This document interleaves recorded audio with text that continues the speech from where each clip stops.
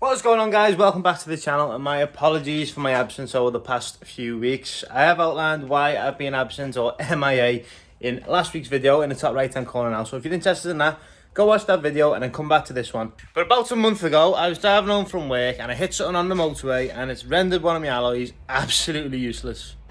Well, this is fantastic. Coming home on the motorway, thank God I bought a spare. Got a fat crack in my alloy. So I've just hit something down there. I have no clue what I've just hit, but that alloy is toast. Well, I wanted to get new alloys for the TT anyway, but I definitely didn't want to get them like this. So as you just see it in a clip there, whatever it was I hit on the motorway has caused my alloy to do that. And that is a fairly decent bulge with quite a big crack in the battle. You can't really see it on camera, but the crack goes from there to there. I don't even know if that can be repaired, so instead of faffing around with it, I decided to head to Marketplace and find myself a brand new second-hand set of alloys for the Audi TT. And these alloys are the Audi 18-inch Le Mans alloys. I don't know if they're replicas, but as you can see from the corrosion under the paint and the very poor paint job, they're a bit rough. So what I decided to do was to use a makeshift sandblaster using a jet wash, a sandblaster nozzle, a good few bags of sand and a big bucket. And I sanded off all the corrosion and as much of the paint as I physically could with the sandblaster. It just makes things easier. Now, although this did work a dream on the paint and it also helped get some of the corrosion off, it didn't get the wheels down completely flat, so I kind of had to try and sand them, but the sandpaper I had wasn't that great, so they did come out okay, but they're not the best. And here's the end result of the rattle can refurb. And they're not that bad, but as you can see on this one mainly, there's still a few bits where the paint stepped because some of the stock coating underneath was still on there. It was on there good and proper. I couldn't get it off. And all the centres were actually quite corroded. So I sanded it down as best I could to get the paint to stick. And the paint did stick well. It's gone down quite nice.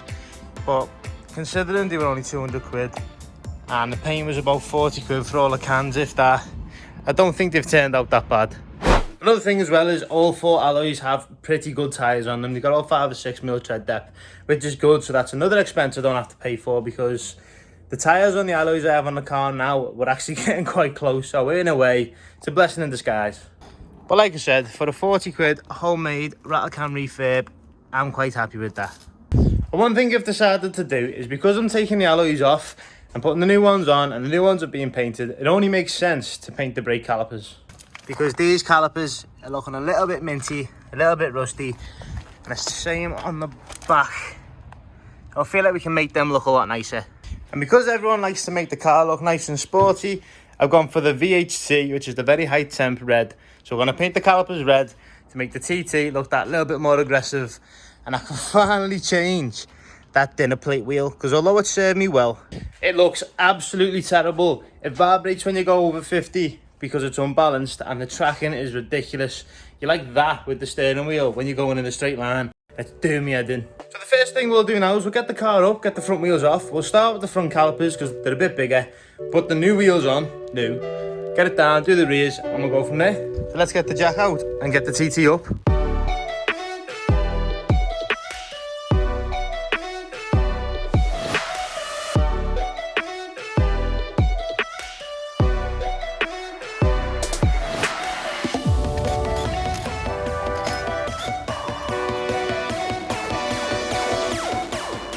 Now that the wheel's off, you can see the brake caliper here, and it does need a really good clean before we put any form of paint on it. And to do that is pretty simple. The way I'm going to do it is with this brake caliper cleaner I got from Halfords when I bought the paint, and a wire brush. This is just to get rid of all the loose dirt and debris, all the brake dust and grime, get all the big bits off, spray it down with the caliper cleaner, then give it a really good wipe, make sure it's completely dry, and we can get the paint down. As you can see here, the brake calipers are covered in all sorts, so we need to get that off first. And the way I'm going to do that is brush all this down to get rid of all the loose rust, all the loose dirt, anything that could stop the paint from sticking or cause the paint to flake off in the future. Once that's all off, I'm going to use some caliper cleaner, get it really clean so the surface is dry and there's no oils or grease left on it. So now all the loose rust is being rubbed off, and the caliper isn't amazing, but it's a lot better than it was. The front side I worked on more than the back because that's what you'll actually see, so the finish there needs to be a lot nicer. But that'll be enough for the paint to stick. So we'll get everywhere masked up and then we can spray it.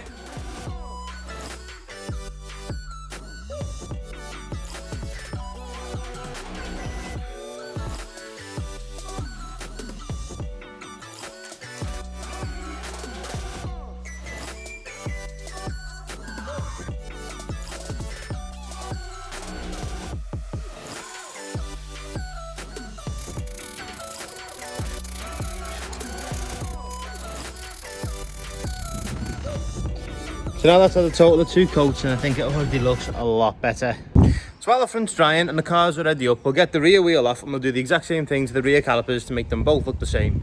I've also heard for every red caliper you've got, it's an extra 10 horsepower. The good thing is the rear calipers actually aren't even that bad, so a bit of a clean up, a bit of a wire brush and they're good to go. And the H&R lowering springs are sitting pretty. The video where we fitted them is in the top right hand corner now. And then you've got the brand new rebound switch again in the top right hand corner now. So the rear caliper's all mashed up and we'll get it painted. And just like the fronts, that looks so much better. And the TT is sitting there drying nicely, looking like a spaceship with no wheels. One thing I'm going to do as well is once the calipers are dry, I'll prep and spray the hubs or the front of the brake disc so they match the wheels so it all looks nice and clean. So now the fronts are dry enough for me to take all the paper off and the tape and we can see what they actually look like with the discs.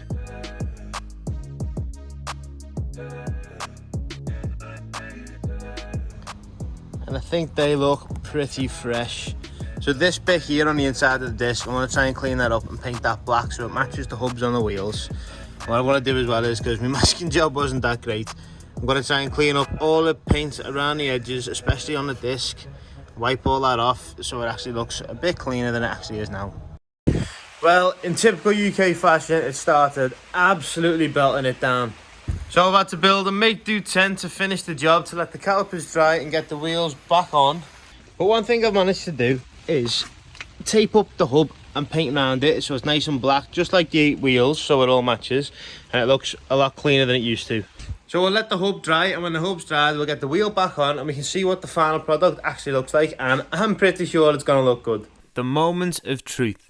Was it worth spending hours refurbing these alloys, and do they look good on the TT? Well, I guess we'll never know, because I got this far and realised they don't even fit. Well, that was an absolute fail, because whoever sold me these alloys on Facebook Marketplace lied. Because the PCD that you were advertised at, PCD being the bolt pattern around the hub, was advertised at 5x112, which is what the TT's bolt pattern is. Those alloys are definitely not 5x112. I think they're probably 5x100s looking at them, because that little bolt circle there is a lot smaller than that one off the TT. And yes, I know a lot of you are probably thinking, why didn't you check the wheels fit before you refurbed them? Well, the plan was to refurb them, stick them on and then leave them on, so I thought I'll do it first, get them on, and I don't have to take them back off then and risk damaging the alloys, but they don't even fit. So far this video has been an absolute fail. So with the alloys not fitting, the rain decided to just come down as heavy and as fast as it could. And the fact that I only got to do one side of the car because these calipers haven't even been touched. I think this video has been a bit of a fail, to say the least. But I think that's just part and parcel of doing stuff like this. You're bound to mess it up at some point, so it's not that bad. So if you focus on the positives, then we can go away with a smile on our face. And one of the positives is the calipers that I've actually done have turned out quite nice, and I think they look even nicer behind the silver wheels I've got on there currently, or grey, than you might have behind the black. If you ignore the fact that the wheels are dirty, because they definitely need a clean, the grey actually complements the calipers quite nicely. And that has got to be the sportiest looking dinner plate I've ever seen. So although I've got the dinner plate on the back, so you can't really see the caliper on the front has gone on quite nice, and I think it looks nice behind the Speedline alloys, so that's got me thinking, should I just sell the wheels I bought to replace the ones I have that aren't the right size and get the other alloy fixed, or should I buy spacers that change the PCD from 5x112 to 5x100 so I can fit the refurb new alloys to the TT? I personally think I'm swaying more towards just getting that one fixed, getting that back on the car and selling these black ones. The only issue with that is I'm going to need to buy new tyres, and another bonus to fixing the ones I've got is they're 9J, which means they're a bit wider than the other ones, the Le Mans 18-inch alloys, because they're 8J. So, I don't know. Let me know in the comment section down below what you'd do if you were in this situation. But that's going to be it for this video, guys. There's not much else I can do until I figured out what it is I'm going to do with the wheels, whether I need to buy spacers or get the other alloys fixed. So, thank you very much for watching. Apologies for it not being the way we planned for it to go, but that's just how things work sometimes. So remember to like, comment, subscribe, hit that notifications bell so you get an update every time I post a video, and I'll see you in the next one.